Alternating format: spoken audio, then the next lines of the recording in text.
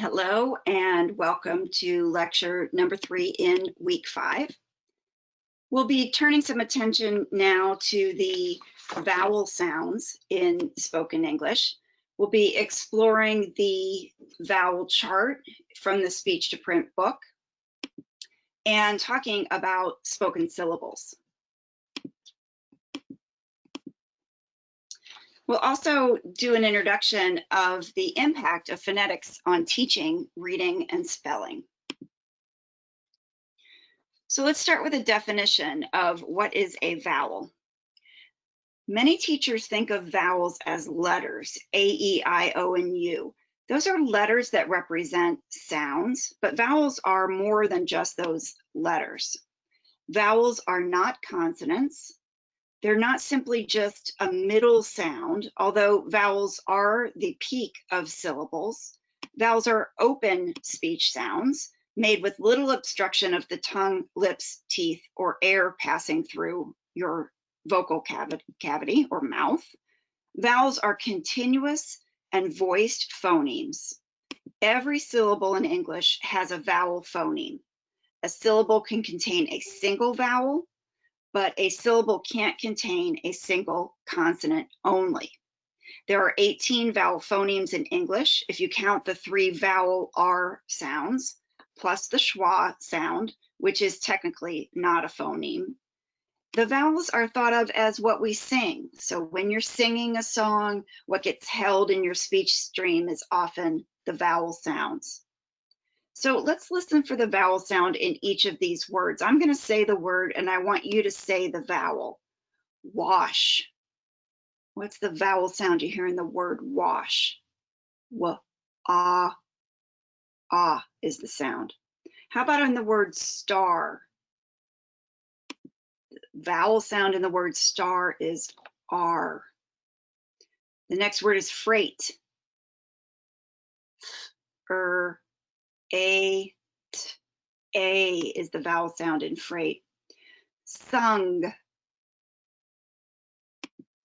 How about the vowel sound in bought?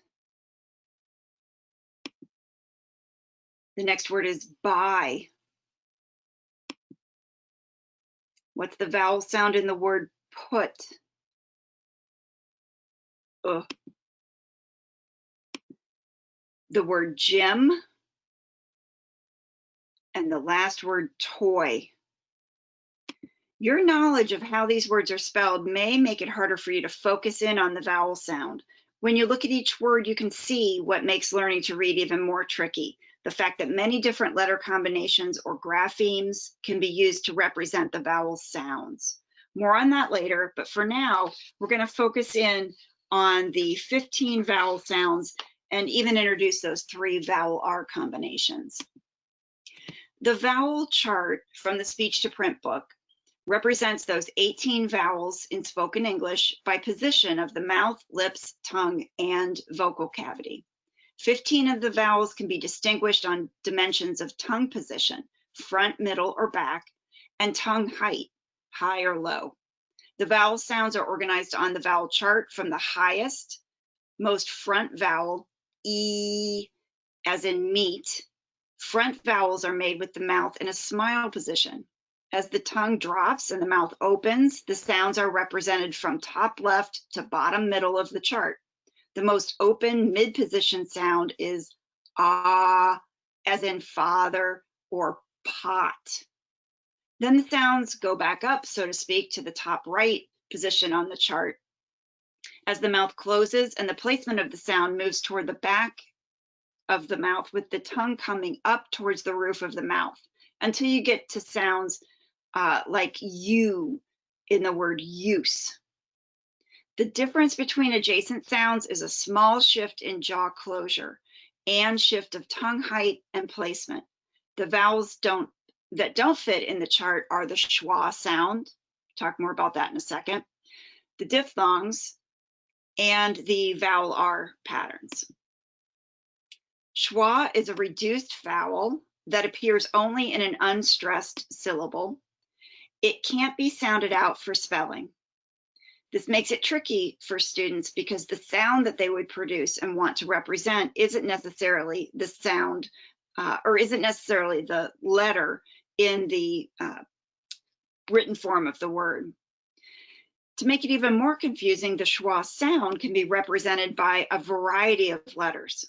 It's helpful to teach students the schwa sound, to have that name for that sound, and to point it out in spelling words. So look at the examples here. The word above, above. It's not above, it's above. The word effect, the schwa is the first sound again, effect. In the word definition, it's more like an sound, similar to the way the schwa sounds at the beginning of upon. And in the word commence, it's not commence. The vowel sound gets turned into a schwa, commence, sort of like an sound. So the schwa is a little bit of an indeterminate sound. It is represented by a variety of different letters. Vowels that glide in the mouth, meaning the mouth position shifts as you make the sound, are called diphthongs. An example is the ow sound in out, or the oi sound in boy. Say the sound ow. You can feel the way that your position of your mouth changes as you say that single sound. You could watch in a mirror if you want more confirmation of that gliding in the middle of making that vowel sound. The 3 vowel R combinations are separate on the vowel chart. They are the completely welded sounds. As in the word her is an example, or and are. This is different from the sounds that are considered partially welded, because you hear the sounds a little bit differently in the word star, for example, R, or the sound or in the word for. And then there are some vowel R combinations with long vowel sounds that actually get treated as 2 phonemes. So the sounds in spare are s, p, a, or the word here, e, where the vowel sound and the phoneme are treated as 2 separate phonemes. Try saying these words that contain the vowel sounds. They're organized on the vowel chart, in this case in words that are different by a minimal number of sounds. Pay attention to the position of your mouth and jaw as you say each word. You could do this by holding your hand underneath your chin as you're making each of these sounds. So I'll do that along with you, and you can take a turn at it as well. So I'm going to start from the top left and say each of these sounds, and you're going to notice my jaw dropping as I do that. So here we go. Beat, bit, bait, bet, bat, bite, bottom, butt, bought, boat, put, boot, butte. Try that and see if you can feel the difference in those sounds as you move from the top left, those smile sounds where your corners of your mouth are drawn back into a smile, all the way down to where your jaw is the lowest, the ah sound. You'll hear people refer to that as the doctor sound. Say ah, as in the word bottom, and then back up to the U sound in butte.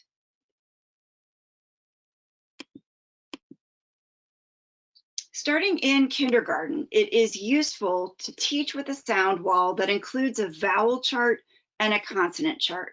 This can be a really helpful reference, a visual reference for students as they're learning to connect print to speech. Teach the identity of each vowel sound using that vowel chart and the consonant chart. So students come into kindergarten speaking all of the sounds in words. You can start with your entire consonant chart and vowel chart revealed in terms of the sounds, the picture of what your mouth is doing, organized in the way that the charts are presented in the speech to print book. Have students and teach them to produce each sound using mirrors, drawing attention to what their mouths are doing as they're making each sound. Use a very clear key word for each sound. Be careful to select a pure sound. For example, for the sound, you want to choose a key word such as echo, where the sound that comes after isn't co-articulated and confusing. Sometimes people use a keyword like egg or elephant, and in each of those cases, the co-articulation with the sound that comes after makes that a less pure sound, and it's a little more confusing for students than using a word like echo or edge. As you go through the school year in kindergarten, you want to be introducing these spellings or graphemes one at a time until children know at least one major spelling for each vowel and consonant sound. You can add in other spellings gradually. Keep in mind that consonants and vowels are sounds, not letters. This might take some expanding of your thinking here. These sounds are distinguished by place and manner of articulation. The phonemes are vocal formations as well as sounds that we hear. So it's both about producing and perceiving those phonemes. Remember that consonants are closed sounds, vowels are the open sounds, and phonemes can be elusive because they're buried in the continuous stream of speech. So one of the first tasks of kindergarten is to make these abstract categories of sound concrete and more real for students. And we'll explore that more as we move into chapter 3 of the speech to print book.